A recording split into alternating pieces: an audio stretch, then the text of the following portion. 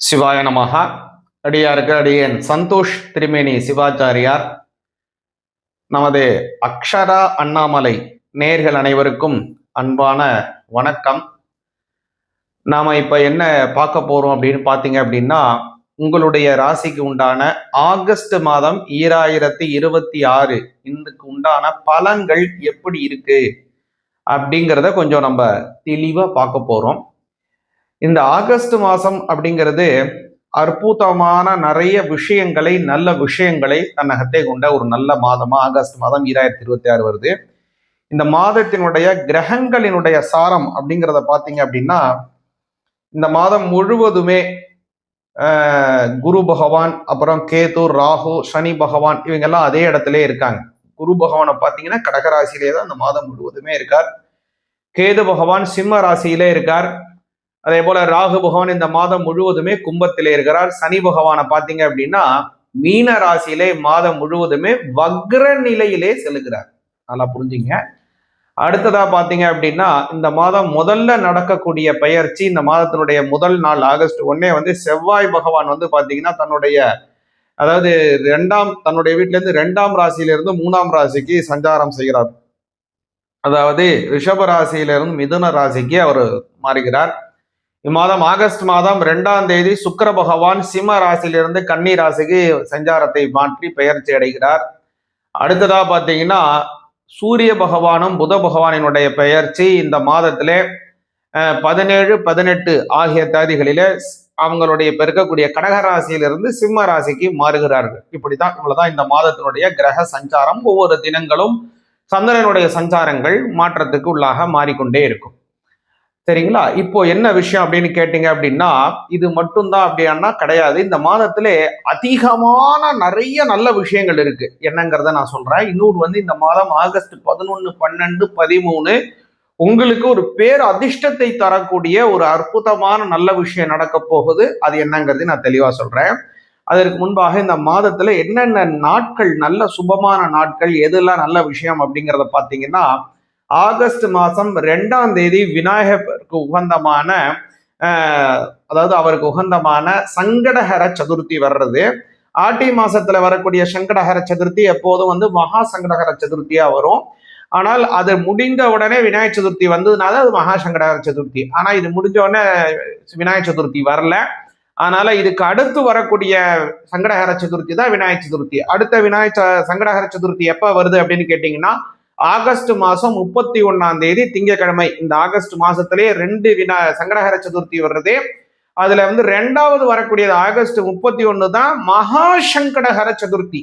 இந்த மகா சங்கடஹர சதுர்த்தி அன்னைக்கு விநாயகர் பெருமானுக்கு விரதம் எடுத்தோம் அப்படின்னு கேட்டீங்க அப்படின்னா, இந்த ஒரு வருடம் முழுவதும் 12 சங்கடஹர சதுர்த்திக்கு விரதம் எடுத்த பலன் என்ன கிடைக்குமோ அது அந்த மகா சங்கடஹர சதுர்த்திக்கு எடுத்த பலனை கொடுக்கும். அதே மாதிரி சங்கடஹர சதுர்த்தி விரதம் எடுக்கணும் அப்படின்னு ஆசைப்படுறவங்க முக்கியமா இந்த மகா சங்கடஹர சதுர்த்தியில இருந்துதான் அவங்க இந்த விரதத்தை ஆரம்பிப்பது அவங்களுக்கு ரொம்ப உத்தமமான பலனை தரும். அடுத்ததாக பாத்தீங்கன்னா இந்த மாதத்துல ஆகஸ்ட் மாதம் 10ஆம் தேதி திங்கட்கிழமை சோமவாரத்திலே வரக்கூடியதான அற்புதமான பிரதோஷம். ஆகஸ்ட் மாதம் 25ஆம் தேதி செவ்வாய்க்கிழமையும் ரொம்ப அற்புதமான பிரதோஷம் வருகிறது. அதே மாதிரி ஆகஸ்ட் 4, 18 ஆகிய 2 தினங்கள் செவ்வாய்க்கிழமையிலே சஷ்டி வருகிறது. அப்படின்னு ரொம்ப அற்புதமான நாளாக வருகிறது. அதே மாதிரி ஆகஸ்ட் மாதம் 9ஆம் தேதி ஏகாதசி, அதாவது பெருமாளுக்கு உகந்த விரதங்களிலே பொதுவாக விரதத்திலே ரொம்ப உன்னதமான விரதம் இந்த ஏகாதசி விரதம். அப்படியான ஏகாதசி விரதம் வருகிறது.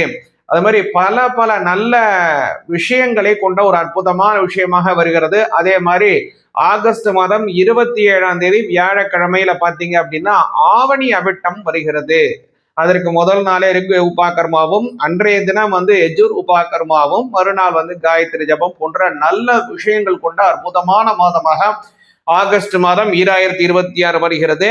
வாங்க இதுல உங்களுக்கு கிடைக்கக்கூடிய, நான் ஏற்கனவே சொன்ன பாருங்க, ஆகஸ்ட் 11, 12, 13 ஆகிய தினங்களில் ஒரு பெரிய ஒரு அதிர்ஷ்டம் நடக்க போகுது அப்படின்னு சொன்னேன் இல்லையா? உங்களுக்கு அது என்ன அதிர்ஷ்டம், எதனால அது நடக்குது, மேலும் இந்த மாதத்தினுடைய பலன் உங்க ராசிக்கு எப்படி இருக்குங்கிறதையும் பார்ப்போம். சிவாய நமகா.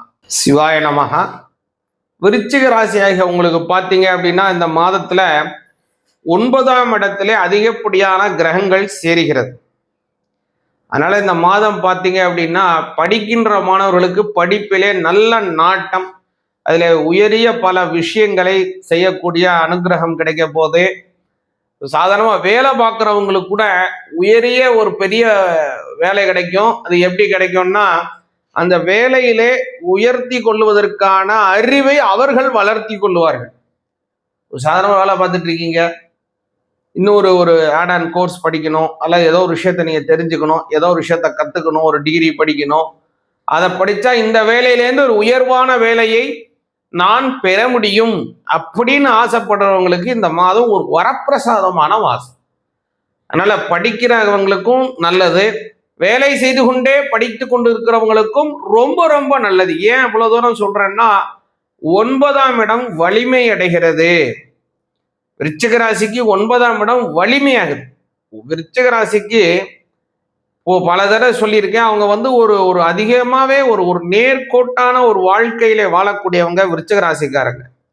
அவங்க கிட்ட என்ன இருக்கோ அதை இருக்கு, 2.1 தான் இருக்குன்னா 2.1 தான் இருக்கு அப்படிங்கிற ஒரு விஷயத்தை அவங்க இயல்பாகவே வைத்துக் கொண்டு இருக்கக்கூடியவங்க விருச்சிக ராசிக்காரங்க. அந்த மாதிரி இருக்கக்கூடிய விருச்சிக ராசிக்காரங்களுக்கு இந்த மாதம் அதி அற்புதமான நல்ல மாசம். குடும்பத்திலே நல்ல பெருமைகள் ஏற்படும்.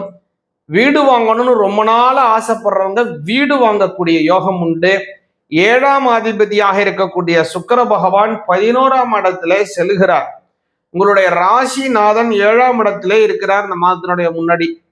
அதனால என்ன, 7 11ல, ராசிநாதன் 7ல. என்னங்க அனுகிரகம், திருமணம் ஆகாதவர்களுக்கு திருமணம் கைகூடும். ரொம்ப நாளா வரன் பார்த்துக்கிட்டே இருக்கோம் சுவாமி, ஆனா நாங்க பாக்குறது அவங்களுக்கு பிடிக்கல, அவங்க பார்த்தா எங்களுக்கு பிடிக்கல. 2 பேருக்கும் பிடிச்சிருந்தா ஜாதகம் பொருத்தமா இல்லை, ஜாதகம் பொருத்தமா இருக்கு அப்படின்னா அவங்களுக்கு மனசுக்குள்ள கல்யாணம் பண்ணிக்கணும்னு ஆசைப்படுறவங்களுக்குள்ள அது மனசு விருப்பம் இல்லை. இது மாதிரி எல்லாம் காரணத்தினாலே பல விஷயத்தினாலும் விருச்சிக ராசிக்காரங்களுக்கு தள்ளி தள்ளி போகி கொண்டிருக்கக்கூடிய கல்யாண வரன்கள் உடனடியாக, குறிப்பா இந்த மாதத்திலே நிச்சயமாக முடியும். இதுல ஆடி மாசம் இருக்கே, இதுல திருமணத்துக்கு ஜாதகம் பார்க்கலாமா அப்படின்னு நிறைய பேர் கேட்கறாங்க. சுவாமி என்ன ஆடி மாசம் பார்க்கலாமா சுவாமின்னு கேட்கறாங்க. கவலையே படாதீங்க, ஆடி மாசத்திலே கல்யாணம் செய்யக்கூடாது, ஆடி மாசத்திலே கிரக பிரவேசம் செய்யக்கூடாது. மாறாக மற்ற விஷயங்கள் எல்லாமே ஆடி மாசத்திலே செய்யக்கூடியதான ஆயுஷ்ய ஹோமம், அது மாதிரி இந்த மாதத்திலே செய்ய வேண்டிய பும்சவனம், சீமந்தம், இந்த மாதிரியான விஷயங்கள் இந்த மாசத்துல செய்ய வேண்டியது பல இருந்ததுன்னா அதை தவிர்க்க கூடாது, இந்த மாதத்திலே செய்யலாம். இதுல முக்கியமா உங்களுடைய குறிப்பான விஷயத்துக்கு வரேன். திருமணத்திற்கு சாதாரணமா பெண்கள் பார்க்கலாம், இல்ல ஆண்களை பார்த்து முடிவு செய்து கொள்ளாம தாராளமாக செய்யலாம் இந்த ஆடி மாசம்.